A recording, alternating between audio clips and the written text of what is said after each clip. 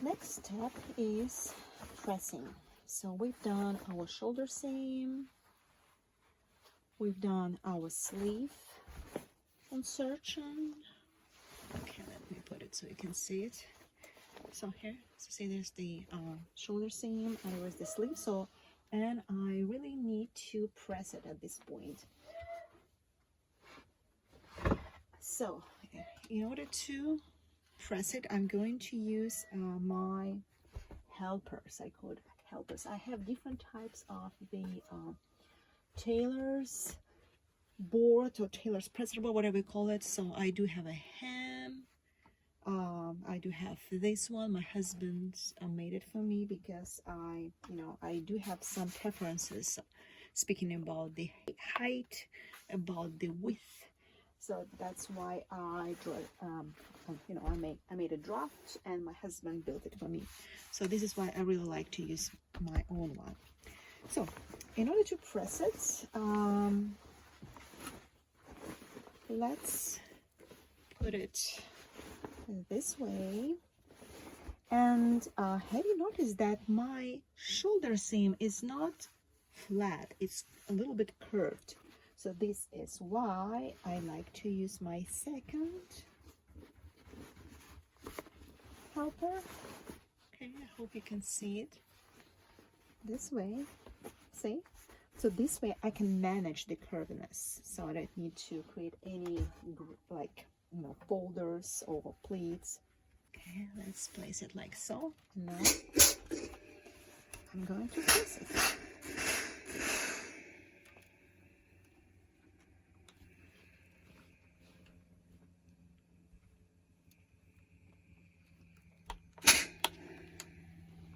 Okay, once again. Okay, I don't like this. Please, let's get rid of it.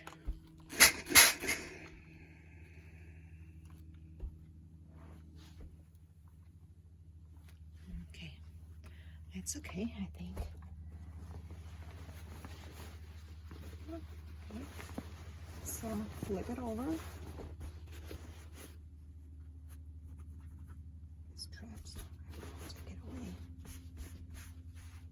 See what I'm talking about this area? Okay, it goes away.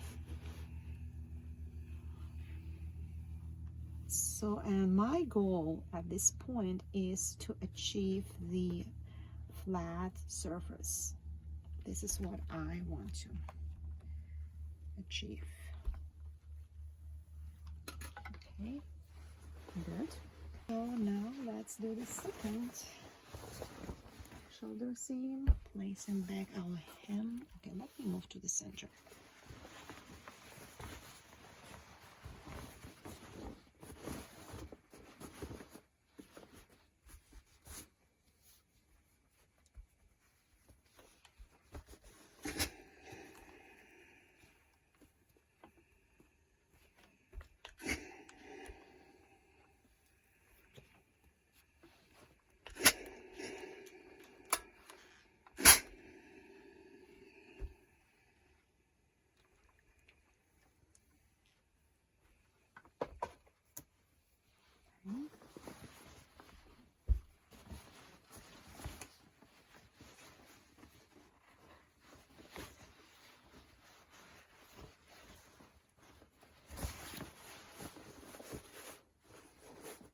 Okay, so now see, it just goes towards the sleeve naturally.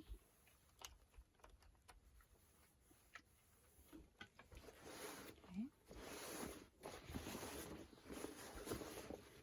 The back part.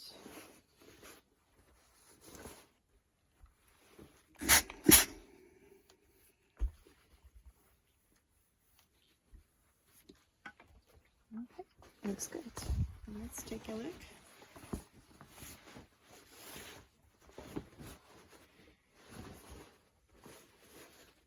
I hope you can see it. Just perfect. No bulkiness, no gathering, nothing. That's exactly how I want to see my sleeve. Okay, let's do the second one. Okay, the second sleeve is pressed too. Okay, and I place the seam allowance toward the sleeve.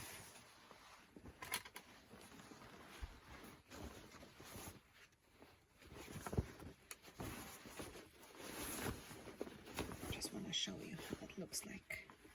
So on the top, you can see, probably, you know, gonna press it better. Let's do it.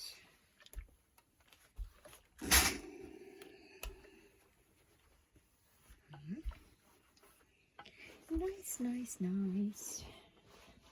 Love it, love it, love it, love it. Let's see. Okay. Looks good?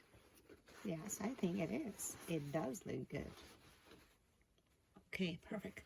So now, since I have my neckline settled, what I need to do, first I need to go to my straight stitch machine and run a stabilization stitch along the neckline, because if I leave it like so and will start to apply my collar, I will definitely stretch it. So I wanted to preserve the shape of my neckline because I really like it. It's just perfect. So let's go over the my sewing machine station, and I will do it. I will show you how to do that.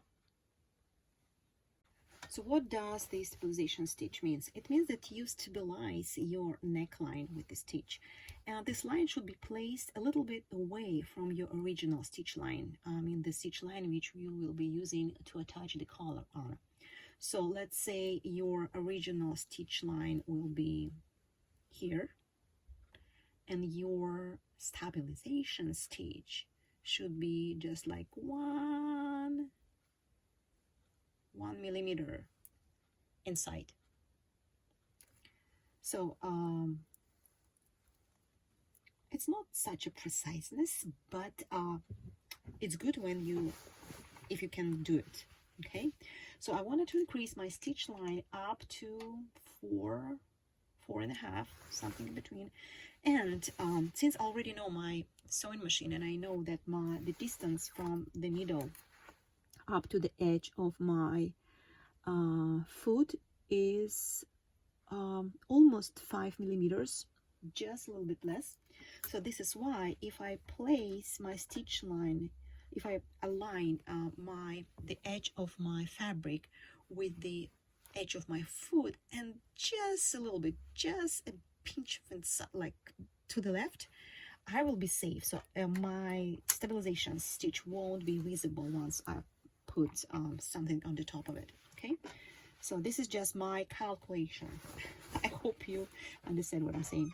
So once again, enlarge your stitch line up to 4.5 and just let's follow the edge.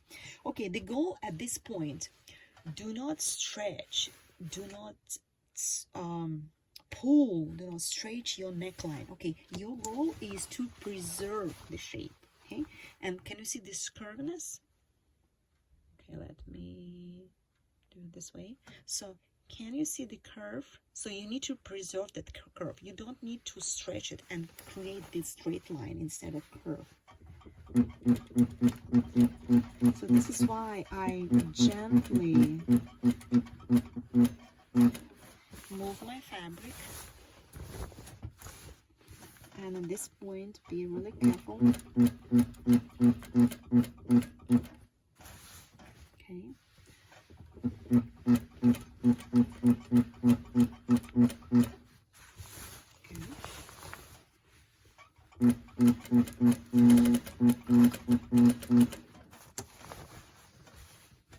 And can you see these unevenness? I don't know if you can see it, just like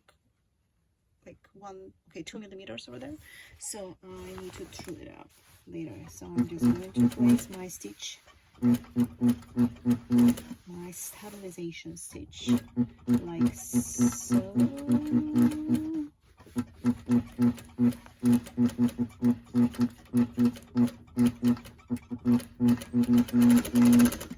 Okay, I'm done. So how it looks like? It looks like so.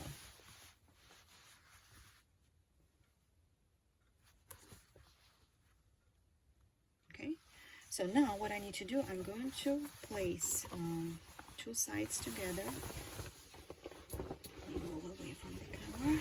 So, see what I've done? I put two sides together and I need to throw it.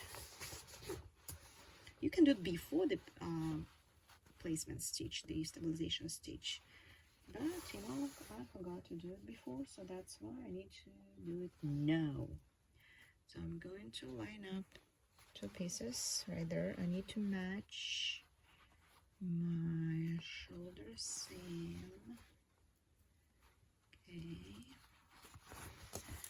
and yeah, so I just want to show you the line. So can you see the line? So what I need to do, I need to lightly through this portion. Okay, let me get my scissors. I mean, it's better to do it on the cutting table, but you know, to save time. Okay, here we go. So see how much I cut? Just this portion, but it does make the difference. Now I can see my line, my neckline really clear. So now at this point, since you already have your neckline sitting like so, you need to measure, because remember I haven't cut my collar yet because I wasn't sure about the design of my collar, but I decided to stick with the regular one. So okay, I need to measure how long is my neckline. And the way that I do, I just place my measuring tape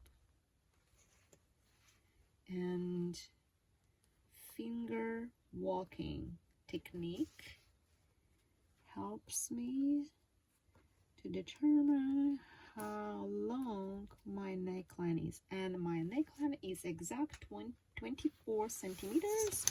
For those who are not familiar with centimeters, it is 9 and a half inch. So this is my neckline from middle to the front point, but I have to double it up, right? So when I cut the collar, I need to remember this is on the fold. So like actually my so actually my full length is 48 centimeters, because 24 multiplied by 2. Okay, yep, so this is my full neckline. It's 48 centimeters, which comes to 19 inches. Okay, so now I need to move to my cutting table and cut my